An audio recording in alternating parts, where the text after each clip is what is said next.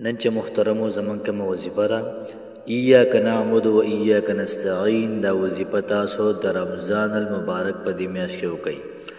یاد ساتئ محترمو، په نورو میاشتو کې هم کېږي خو په رمضان المبارک کې دا وظیفه ډیره زیاته خاص او ډیره زیاته پاورفل وظیفه ده. که چېرته تاسو هم حاجات لرئ نو دا وظیفه هم ستاسو لپاره ده. که چېرته تاسو مشکلات لرئ دا وظیفه د تمامو مشکلاتو د حل لپاره ده. که چېرته تاسو د نوکرۍ په تلاش کې یئ دا وظیفه د نوکرۍ دپاره ډیره زیاته پاورفل ده او د دې حوالې سره یوه کارګزاري به دا تاسو سره لازماً شیر کوم. که څوک د مال او دولت دپاره دا وظیفه کول غواړي الله پاک بوله مال او دولت ورکړي. که څوک محترمو د رزق دپاره د ایاک نعبد و ایاک نستعین دا وظیفه کول غواړي الله پاک به رزق ورکړي. که څوک محترمو د کویدن دپاره کول غواړي، د واده دپاره کول غواړي، د محبت دپاره کول غواړي، محترمو وظیفه یوه ده او کارونه پې ډیر زیات کیږي. او تاسو یو ځل د رمضان المبارک په دې میاشت کې دا وظیفه شروع کړئ، انشاءالله العزیز برکات او ثمرات دا په خپلو سترګو باندې وینئ. کوشش وکړئ محترمو د ثواب په نیت باندې دا ویډیو مخکې شیر کړئ چې ستاسو هم ثواب وشي او د نورو خلکو هم ثواب وشي. بسم الله الرحمن الرحیم. شروع کوم د ډیر زیات بخونکي او د ډیر زیات مهربان رب په نوم باندې. زه ګواهي ورکوم د دې خبرې چې د الله پاک نه علاوه د عبادت لایق څوک نشته او نبی کریم صلی الله علیه و آله وسلم د الله پاک بنده او رسول دی. محترمو نن چې کومه زموږ وظیفه ده د سورة الفاتحې د یو آیت مبارکه وظیفه ده.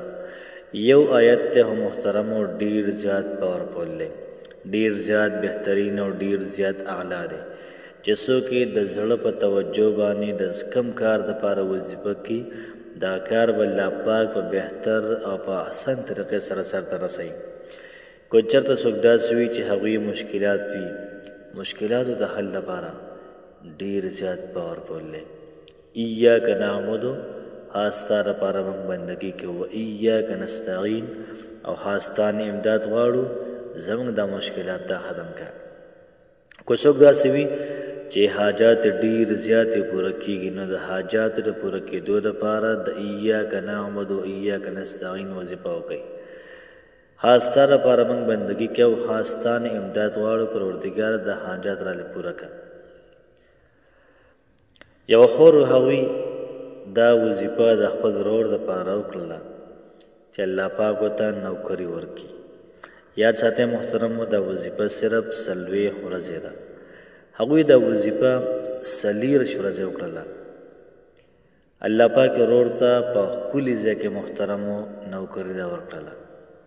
د دنیا واقعیت داسې دی چې شمدي ده چې په دې خپلو سترګو هم لیدلي دي چې الله پاک خلکو ته نوکري ورکوي، په دې وظیفې باندې الله پاک خپل کاروبار ورکوي. نو تاسو محترمو کوشش وکئ دا وظیفه وکئ. دغه رنګې که ستاسو دولت په کار وي، ستاسو رزق په کار وي، ایاک نعبد و ایاک نستعین دا وظیفه د خپل ژوند معمول وګرځوئ. ستاسو دسترخوان دا به د خوراکونو نه، د میوو نه، د نعمتونو نه دا محترمو ډکي. ټول عمر به خوشحاله ژوند تېروئ. که تاسو د رښتې لپاره د ایاک نعبد و ایاک نستعین دا وظیفه کول غواړئ الله پاک به ستاسو په ښکلي ځای کې د رښتې بندوبست وکړي. ایاک نعبدو ستا دپاره بندګي کوو، ایاک نستعین ستا نه مدد غواړو. یا الله پاکه زموږ دا رشته په ښه ځای کې وکړه. نو څومره چې په توجه باندې، څومره چې تاسو په خشوع حضور سره وظیفه کوئ، څومره په توجه باندې انشاءالله العزیز الله پاک به ستاسو د رشتې انتظام دا به ډیر زیات مزیدار او اعلی ځای کې دا وکړي. وظیفه محترمو ډیره د کمال ده. که تاسو دا وظیفه کول غواړئ چېرته د محبت دپاره چې الله پاک تاسو ته محبت در نصیب کړي، ستاسو محبوب الله پاک تاسو ته میلاو کړي، د ایاک نعبد و ایاک نستعین دا وظیفه د ژوند معمول ساز کړئ. که چېرته په کور کې جګړې وي او پریشانۍ وي، ټینشن وي، مشکلات وي، نو بیا تاسو د سورة الفاتحې دا وظیفه را شروع کړئ. دواړه وظایف تاسو ته وایم، ځان ته په کاغذ باندې ولیکئ یا دغه رنګه ځان ته په ذهن کې یاد ساتئ، یا د دې وظیفې نه سکرین شاټ والئ، دا ځان سره محفوظه کړئ چې کله هم دا وظیفه کوئ د هغه وخت نه شمار را شروع کړئ، ځکه چې دا وظیفه محترمو صرف 40 ورځې دا کول دي. رمضان کې شروع کړئ، کو رمضان کې ټوټل ورځې راغلې، کو رمضان نه اخوا راغلې، په شوال میاشت کې هېڅ څه مسله دا نه کوي. که څوک محترمو داسې وي چې د هغوی ښځه نافرمانه د هغې دپاره وکړئ. دغه رنګې بعضې سړی داسې وي چې په خبر پوهېږي نه، یا مطلب د ښځې خبره نه مني، یا په هسې خبره باندې قارېږي، نو د هغوی دپاره کولی شي چې الله پاک به د هغوی منځ کې محبت دا پیدا کړي. یا د چا بچي داسې وي چې هغه ورانکاره وي، هغه وراني کوي او مور پلار به هغوی باندې یېرېږي، هسې نه جګړه رالی ونه ګوري، کار رالی ونه ګوري، نو د ایاک نعبد و ایاک نستعین دا وظیفه دا ډېره زیاته پاورفول او ډېره زیاته بهترین او اعلی وظیفه ده. یاد ساتئ محترمو، وظیفې سره څه شرایط داسې دي چې تاسو به 5 وخته لمونځ کوئ جمع سره. تاسو کله په جمع سره لمونځ کوئ، د هغې نه بعد به لازما محترمو تلاوت کوئ، خو تلاوت به ستاسو په خوښئ، که 1 سپاره ویلی شئ، که 1 سپاره ویلی شئ، که پاو ویلی شئ، او که چېرته 1 رکو ویلی شئ، خو دا به روزانه کوئ. ورسره محترمو د ګناهونه پرهیز، انشاءالله العزیز دا وظیفه دا محترمو خپل اثرات او خپل برکات ښیي. د رمضان المبارک میاشت شروع د قدم په قدم برکات او رحمتونه دا را شروع دی. الله پاک موږ ته وایي چې ما نه غواړئ زه یې درکړم دله، نو وظیفه به وکړو محترمو، او بیا به د الله پاک نه غواړو، الله پاک به لازما دا محترمو راکوي. نو ترتیب او طریقه کار به د وظیفې داسې وي چې موږ به ځان سره یو تاریخ ولیکو، مطلب نن 4 تاریخ دی، دا موږ ځان سره ولیکو.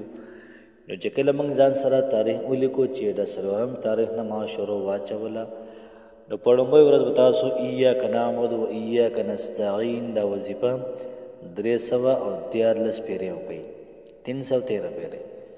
مخکې وروسته به د هغې نه درود ابراهیمي دا به صرف 11 پیرې مخکې او 11 پیرې وروسته به وکړئ.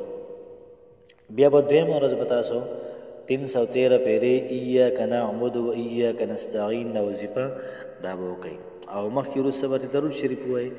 نو تاسو به دا 40 پیرې محترمه پوره کړي نه وي، الله پاک به ستاسو حاجت پوره کړی، الله پاک به ستاسو مشکل دا به ختم کړی. دغه رنګه د رشتې مسله وي، د کاروبار مسله وي، د رزق مسله وي، د پیسې مسله وي، چې څومره هم ستاسو مسلې مسایل دي، د ټولو حل په د یوې وظیفې کې شته. نو کوشش وکړئ د ملګرو سره هم شیر کړئ، په خپل ژوند کې هم راولئ، الله پاک هم خوشحاله آباد ساته. السلام علیکم.